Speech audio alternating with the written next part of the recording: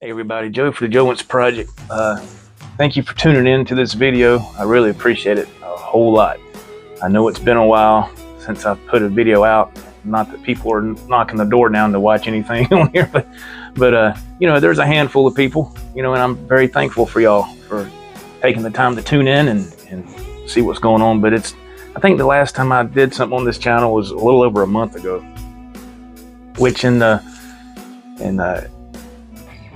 you know, YouTube time, that's not a lot, but for the stuff that I've been going through, it's amazing what can happen in a month. It's amazing what can happen in 24 hours, really.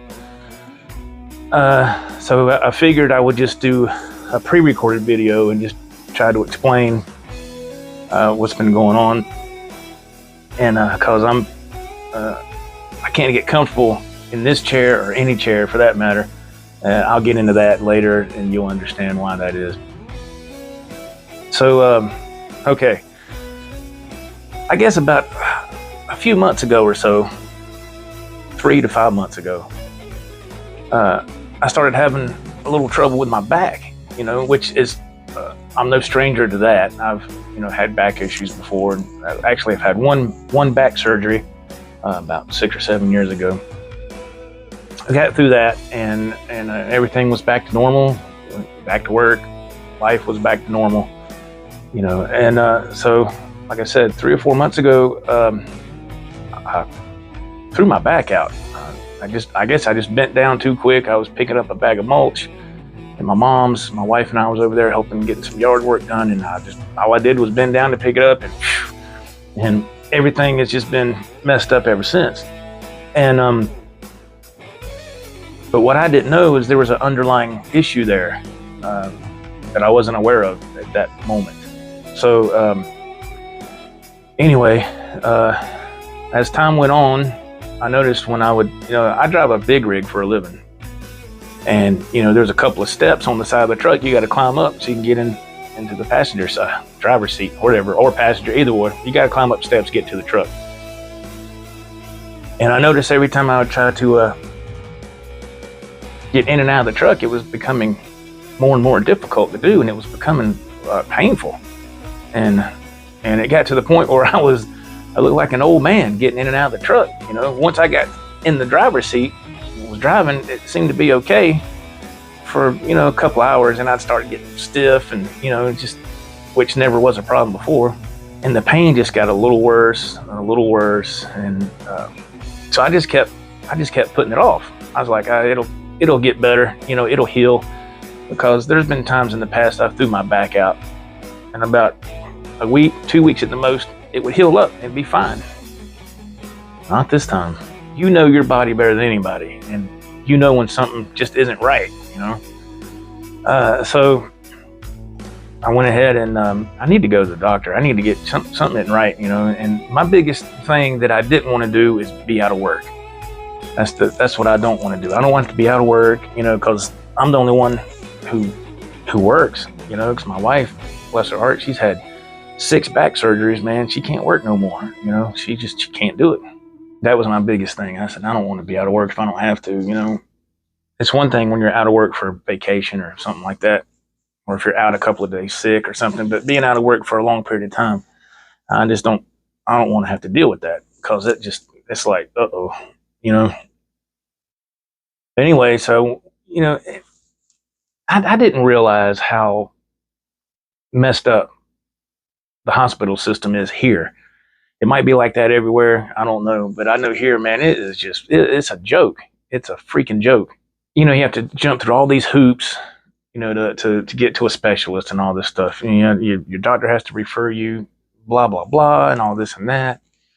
And so I finally, it gets to the point where I can't hardly walk.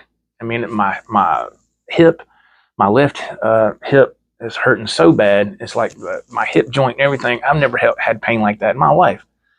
And I remember asking my mother if she still had my dad's walker. When he was still alive, he had a walker, and he had a wheelchair too. And I said, "Do you still happen to have that walker?" And she said, "Yeah." I said, "Do you mind if I Cheryl comes and gets it, I said, I can't hardly move around. She goes, no, I don't care. So I still use it today. It got to the point where I had to use a walker, man, to get around my own house. And I finally got to, I tell you what, let me back up for a minute. I tell you what did it in, not the walker part, but the wheelchair. And my wife went and got the wheelchair like a few days later. I went to my family doctor, and, he's really went above and beyond to try to help me. I can't say nothing bad about him. He's really, really, really tried to help, and he has helped. So I'm very grateful for that. At least somebody's trying, and I think what it is well, I don't think I know, because I've seen it. I'll get into that too in a minute. I've seen it with my own eyes, how people are trying to take advantage of the system and mess it up for the working man, so to speak. So I go to my doctor, and I have an appointment, and he says, lay down on this exam table, and I can barely lay down. It hurts. And he's like trying to lift my leg. I said, whoa, man, that's not happening. It was, the pain was incredible. And he said, okay. He said, all right, we won't push it. So he was trying to tell me, he said, look, for insurance to pay for an MRI, you have to have physical therapy. And I couldn't fathom that. And I was like, doctor, I could barely get in this building. There's no way I can do physical therapy, man. That's not, I can't do that. So he had to do an exam to see for himself that he couldn't even do the exam. And I just couldn't do it. It was too much pain. He said, okay. So he put in for MRI. Thank God that went through. Insurance covered their part, and I had to, of course, pay my deductible, which is fine. This is the part where I was getting to about the wheelchair. All right. So I get to my wife takes me to, because I can't drive either. Not right now. Not with my condition. And my wife takes me to down to Greenville Hospital. She takes me over there, and she drops me off up front.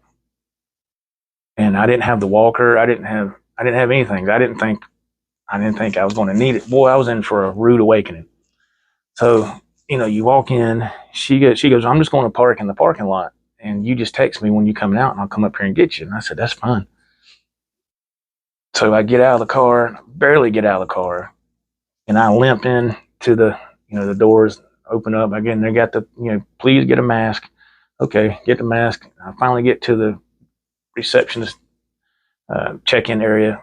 She goes, yeah, just sit over there and we'll call you. Okay. They come get me. Of course, they take in another little office about the insurance, about their money and all that. We got that squared away.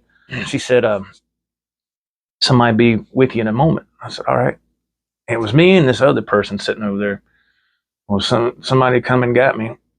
I didn't sit there long, but then I got up and I went around the corner, and I was this long ass hallway. She goes, you're going to go all the way to the end, take a left, and it'll be the fourth door on your right. I mean, man, it was like all the way down that hallway. Yeah. God almighty. I never knew a hallway would present such a problem until that day. So I'm slowly limping down I'm the only one going down this hallway. And I'm looking around for a wheelchair. I'm looking for something. And there's a couple people behind me, like staff that works there.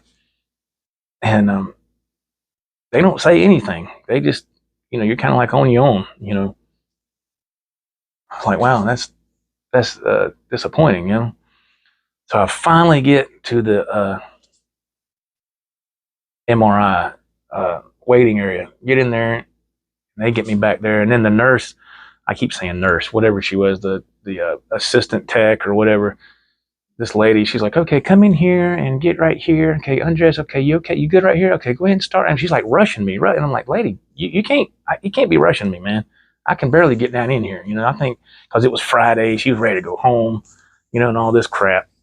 And that was kind of ticking me off, Anyway, I finally get situated, get the scrubs on, and they take me in there and do the MRI. Get that done. Come back. Now it's time to go back up that long ass hallway so I can get to exit the building, right? I'm slowly getting that, man. And the more I every step I take, the worse it's getting on my hip. I mean, it's just, good God. So finally get to where my wife pulls up at the doors there, and I get in the car, and we get home. And then that was on a Friday. So see, my week at work starts on a Sunday. So Sunday, like a dumbass, I went to work. But see, there's nobody there on Sunday. There's no regular office personnel. There's no management, because I work the night shift. So my week starts on a Sunday. It's just the way that particular run that I have, that's how it's scheduled. I go to work and barely get in the truck, and I start making my trip. Man, that was the hardest trip. And I was like, I can't do this. You know, I kept pushing myself and pushing myself. I was like, man, I can't do this. I can't, you know, you, like I said before, you know your body better than anybody else. And you know, when you hit that certain limit, you're like, nope, that's it. You know, I'm not going to push it no more. So I got back early that next morning from my trip, and the nighttime supervisor was in his office. And man, I walked in there, and I done made up my mind. I was going to tell him, I'm going to be out of work for I don't know how long. It's going to be a while. And I was hobbling down the hallway, and he popped his head. He said, come out. He said, Mr. Wentz, you okay? I said, no, sir, I'm not okay. And I told him the situation. And he said, okay. He said, if you think you're going to be out for a while, you need to get these numbers off this board here for FMLA and short-term disability and blah, blah, blah. And I've never dealt with that with my employer. I've seen other guys go through it. But I've never dealt with it myself. Thank God it's there, you know. Thank God it's there. Something's better than nothing, you know.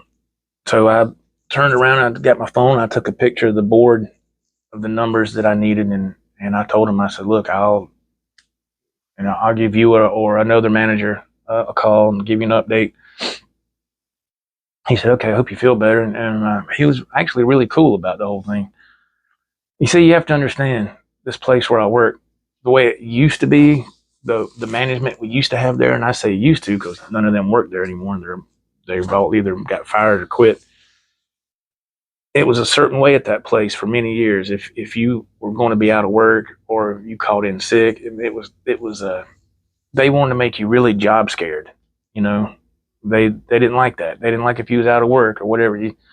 Your ass better be in that seat taking that load down the road where it needed to be, and don't be laying out. You know, and so they you know, they were really big about that years ago. Well, it's not like that no more because things are different. You know. And that might be why they don't work there no more. I don't know. But I get home. I went in Sunday afternoon. I get home early Monday morning.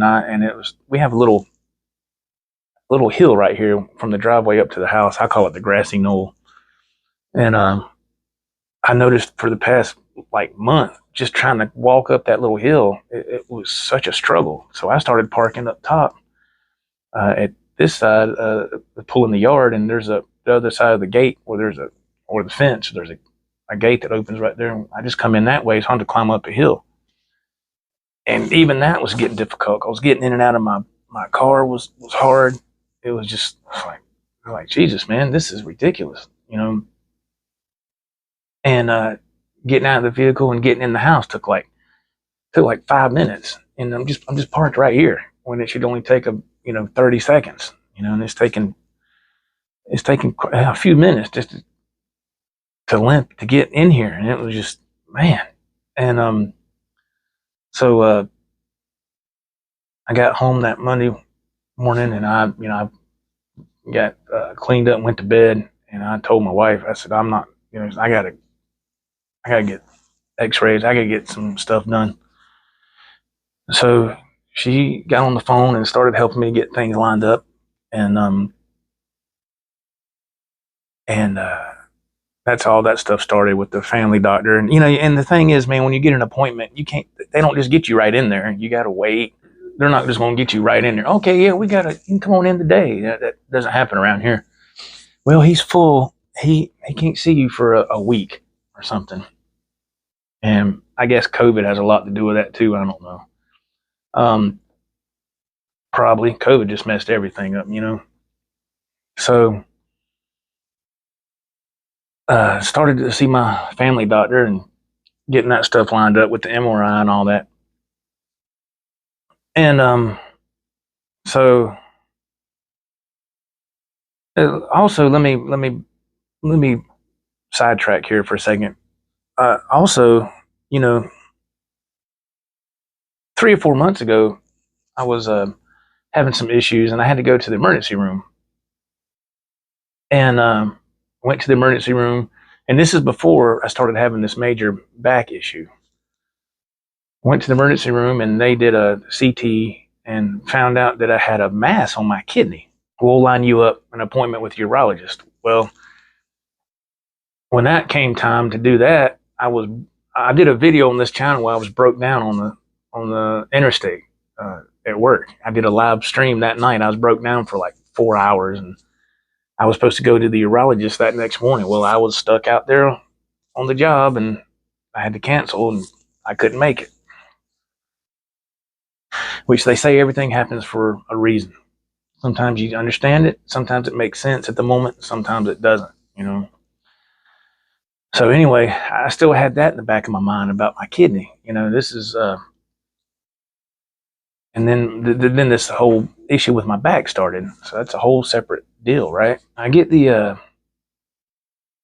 appointment with the urologist. I finally get that, and he pulls my scans up and he says, "You have a huge mass on your right kidney," which I already knew. And he said, "And you also have a smaller one on the bottom side," which I did not know. So there's two mass on my right kidney. And he said, "I need you to go do another CT with contrast." And he said, "That'll help me be able to tell if it's cancer or non-cancer." Okay. So we tried to get another x-ray lined up, and thankfully where I had to go was just right here at the house. Went and got that done. And you know, that goes back to the my urologist, and I have to eventually you know, wait to get an appointment with him again so I can, you know, hear what he has to say. You know, it's so wild because I was thinking, like, you know, can't they just call you on the phone or do a virtual visit and let you know your results? You know, no, they don't do that. You got to go in there. You know, it's all about that money, I guess. You know, I don't guess, I know, but still, I'm like, can't they just talk to you? I mean, man. Anyway, I go back, finally get an appointment with him. Now, this is after I started having my back issue addressed, because these past couple of months, I've been back and forth to doctor's offices. I've been back and forth to emergency room 2 different times, actually 3. Urologist, back again to my family doctor, back and forth a few times, and just, you know, so I finally get to the point where I'm got my appointment with the urologist so he can look at the new x-rays with the contrast, CT with the contrast. So we get there, and this time I got my wife with me because, you know, it's to the point now, like I said, where we've got to the point in the story here where I can't drive because it's just hard to get in the seat. I can't get comfortable, and the pain is really bad. So my wife drives me out there, and at this point, I gotta, you know, we got the wheelchair. I gotta have a wheelchair. I said, I'm not walking down another long hallway. I can't do it. So she said, okay, we got the wheelchair, and I got in the wheelchair, and I went in there, and I waited for her to go park and come back, and we got checked in, and we got back there to see my urologist, and that's when he pulled the new scans up, our new x-rays, and he said, yeah, there's 2 masses on your right kidney. He said, and he was able to look at some readouts on some paper, And I don't know what all this stuff means, but I remember him saying this. He said, if it was non-cancerous, or if it wasn't an issue, these numbers would be between 0 and 1. He said, your number is at 4. He said, the kidney's got to come out. He said, your kidney is riddled with cancer. And I was like, damn, you know. He said, but the good news is you can still survive with one kidney, yada, yada, yada, and all that. And I was like, yeah, that's cool, man. But it's still kind of weird, you know, that you're going to be losing an organ because of some kind of cancer. You know, it's like, I don't want that in my body at all, you know. He says, I do want to do another ultrasound, though. This won't require any contrast or nothing. It's not a, he said, another x-ray. He said, it'll be an ultrasound, what it is. And I did that a couple of days ago. And so this whole back issue, now that's the kidney thing. Now this whole back issue, it's really caused a lot of problems with my sciatic nerve and everything. So I can't lay on my left side. It just ruins your day, you know. And there's been a couple of times I fell asleep because trying to get comfortable in the bed is a whole nother thing altogether. And I wake up and I'm on my left side and I can't hardly move. Oh my God, and the pain. And so I'm on pain medication. My doctor, my family doctor, he got me on some pretty good pain medication. So that's, you know, I went to a back doctor the other day too. Yeah, I forgot about that. A back surgeon. And we went there at the beginning of this week, my wife and I. We got there and he was looking at my x-rays in my back and he was showing me what was going on, and he's going to have to go in there and either I can't remember if he's going to go in there and try to move the nerve around, or if he's going to take grind part of the bone off. So it's not something I can't remember what he said now, but he looked at me and he said, none of this matters right now. And he just kind of dropped his pen and closed the laptop. He said, none of this matters right now because you're getting ready to have kidney surgery. Because the way it is here, they have this thing called My Chart here in North and South Carolina with this hospital system. And any doctor, if they're on that system, can look at your history and look at what's going on, and which is a good thing, you know. That way they can just pull up what's happening with you medically, and they can just see right there. And he says, oh, I see you're up for and he used some medical, something removal, which means kidney removal. And I said, yeah, yes, sir. He said, well, none of this matters about the back because I can't, that takes priority. He goes, your kidney's got to come out. He goes, so the only thing I can tell you is I can give you a shot, and that might help for a little bit. And I denied it. I turned it down right away. I said, no, thanks. He said, why not? I said, because my wife has had 6 surgeries.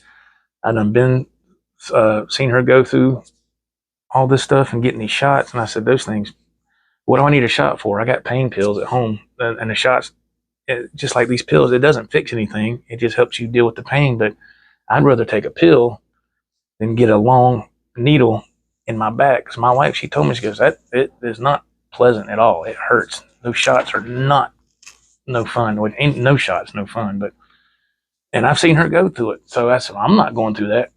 You know, and I said, you going to give me the shot today? He said, no, you have to make an appointment, come back. I said, never mind. I said, it was, you don't know all the trouble I went through just to get here today with this wheelchair and trying to, you know, get in and out in the parking lot and all. I said, I said, no thanks. He goes, okay. He says, the only thing I can tell you is to follow up with me after you get healed from your kidney procedure. He said, and we'll go from there. I said, okay. So, and that's what some people were asking me. They said, do you think your back pain's coming from that kidney? I said, nope, it's not. It's not coming from that at all. It's because he showed me the x-rays on my back, and you can see where he pointed out the areas where it's all messed up. He said, yeah, this is what's causing your pain right here. And I was like, oh, mighty man.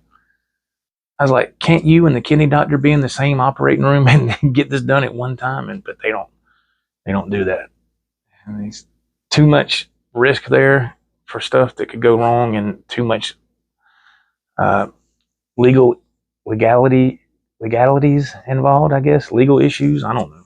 So I'm going to be out of work for quite some time. Then I had to go through the whole rigmarole of FMLA, getting all that. This whole ordeal, as far as the FMLA and short term, this whole thing has been nothing but a big headache, because I've had to go behind people and say, hey, have you had a chance to look into this and blah, blah, blah. Because I'm the one sitting here waiting for benefits to happen. The people you're talking to, it don't matter to them whether your benefits start or not. They're not the ones laid up in the bed. I am. I'm the one sitting here not making a paycheck. I'm the one sitting here suffering. I'm the one waiting for my next appointment. I'm the one that's, dealing with everybody's non-compliance or whatever. I don't know. People are just lazy, man. They're lazy. And, but we finally got that straightened out. I kept having to call people and say, hey, you're supposed to email me this paperwork. I need this paperwork so I can get this stuff started. And because FMLA is it protects your job. All right. And in the short term is a whole different thing altogether. But my main thing was I wanted to, protect my job. So however long I'm out, when I go back, I don't have to worry about nothing. I'm good. I can go right back to what I was doing. And, so I kept waiting on these papers to be emailed. And I was like, I need, that's the easiest thing you can do when it comes to paperwork is somebody send you a PDF file and then you just print it out. And look, just a side note, if you don't have a printer, I suggest you get one. I was able to find one. I don't know if you can now. I'm sure you probably could. I was able to find one off Walmart.com right before the pandemic got really bad. And I'm able to print stuff from my phone just wirelessly to my printer. I don't have to use a laptop. They send me an email with a PDF file. I can pull it up on my phone, download the file on my phone, and print it off on my computer. Boom, there you go.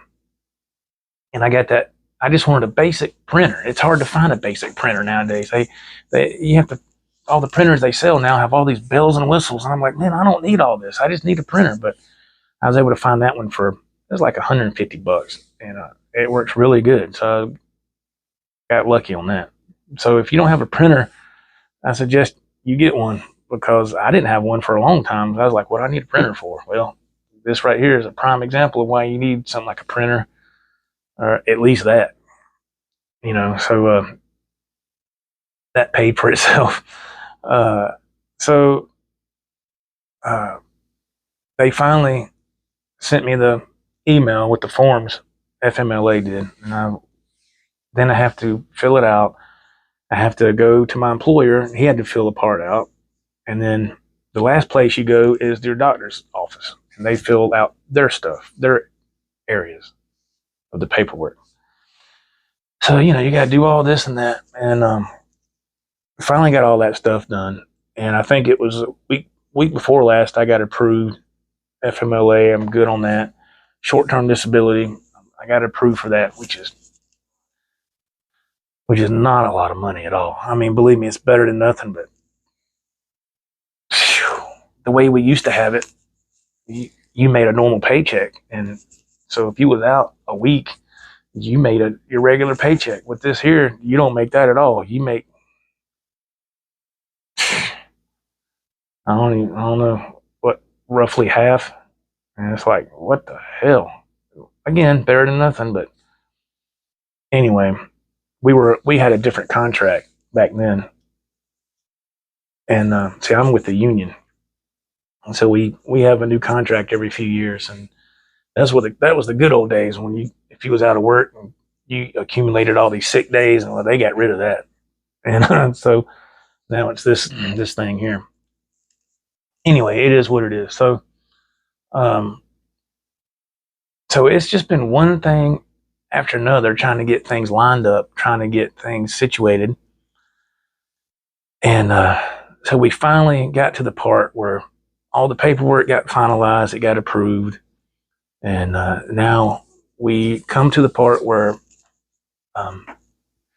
what's today? Today's Friday. Next Friday, I will have my surgery where they want to remove my kidney. And so that's what we're looking at. And I asked my doctor, I said, what is the recovery time on that?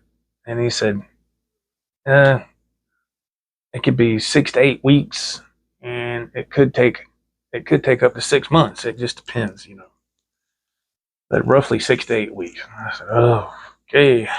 So, it's been very strange, I guess, because this, like I said, this is so far this has been a life-altering prognosis, because I can't just hop out and go check the mail. I can't just go to my truck, go to the grocery store, it's really weird, so that's what we're looking at now, is that first surgery is coming up a week from the day. But that's why there hasn't been anything going on in this channel, because I've been busy. The first few weeks of this stuff here, it was nothing. I was just in so much pain. It was just, and this makes the fourth day. Today makes the fourth day I can actually move around the first part of my day without the walker. Now,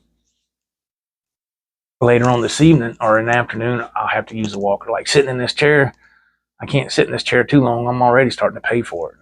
And I should have brought the walker in here so I could help get myself out of here. I forgot to bring it in here.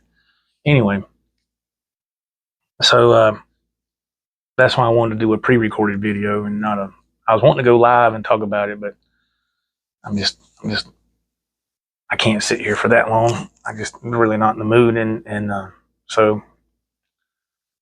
But that's what we're dealing with right now. So I just wanted to give an update here. And one thing is, I do have a bunch of videos stockpiled on my channel of me playing some songs, and it was before I started to get bad, with this condition or whatever. And so I just was recording a lot of videos, and I would just save them.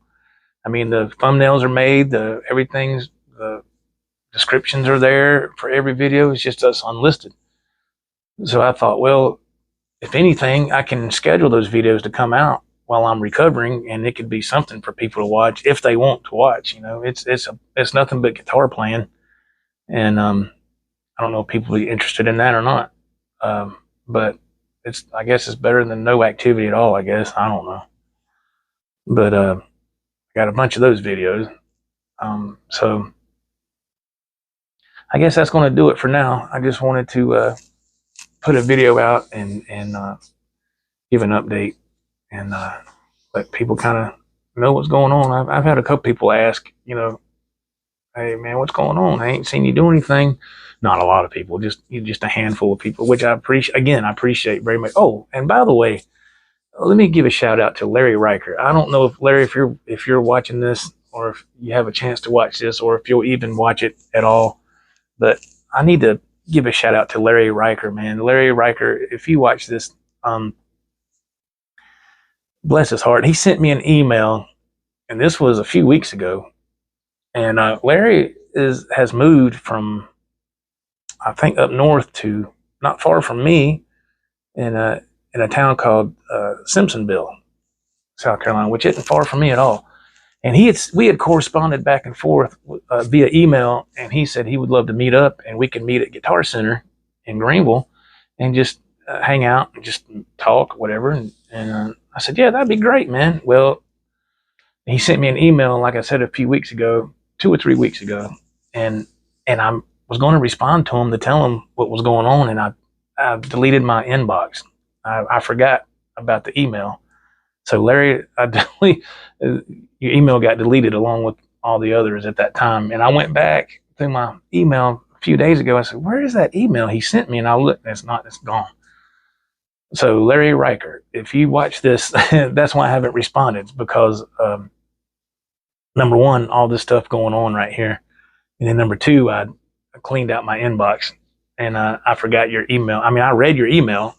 I was going to respond, and I just I deleted, so I don't have your email address. So if you watch this, that's why you haven't heard from me, and I apologize. He's probably thinking, "Damn, he never responded," you know. And it's not like that at all. It's just there is a lot going on right now. Anyway, other than that, thank y'all for watching. I really appreciate it. Hope you have a wonderful weekend. As of the recording of this, it is Friday. I think it's the 2nd September. So we're in September now. Man, bring on fall. Bring on fall. Okay, y'all. We'll see you later. Feel free to hit me up in the comments, and I'll try to get back with you the best I can. And talk to you later. Have a blessed day. Bye-bye.